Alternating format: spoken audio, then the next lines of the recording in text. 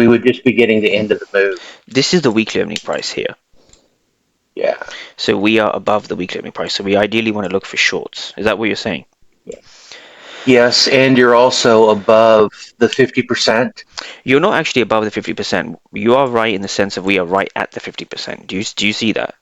Oh, yeah, and you don't want to trade You don't at want to you the don't want at to the trade there. 50%. Yeah, yeah, because Okay. you don't want to trade there basically. So I'm more inclined to take now. When I say I'm more inclined, I'll do whatever the market tells me to do. I'm not going to sit here and predict candles and force my worldview on the market. That's incorrect.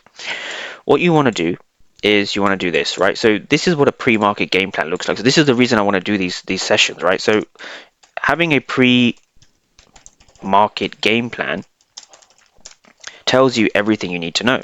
So a couple of things. So we've done our structure and we understand, are we in bullish or bearish structure overall? So we're in bearish structure because we got low, low, right? So we're in bearish structure. Can we see that?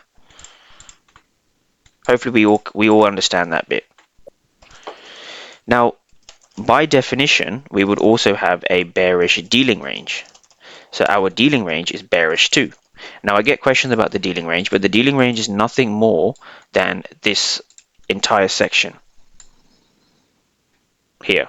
This is the dealing range right here. So anything in between is a dealing range. Anything outside is not a dealing range. Okay? So we need our structure, we need our dealing range. We then need to understand where our key levels are. So there are multiple key levels. I mean, there's also one just off the top of my head.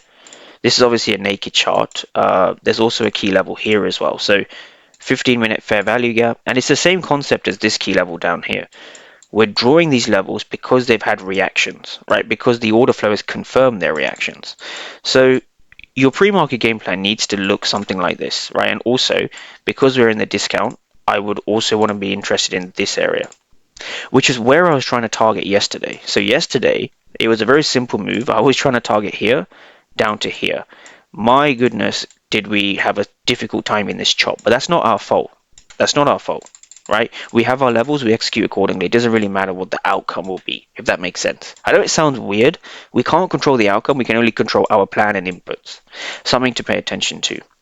Now, the third thing we have is we have our levels, and this is what's very important. This is why I always bang on about levels, levels, levels, levels. You need levels. So from here we have 1, 2, 3. So break below 2, we target 1.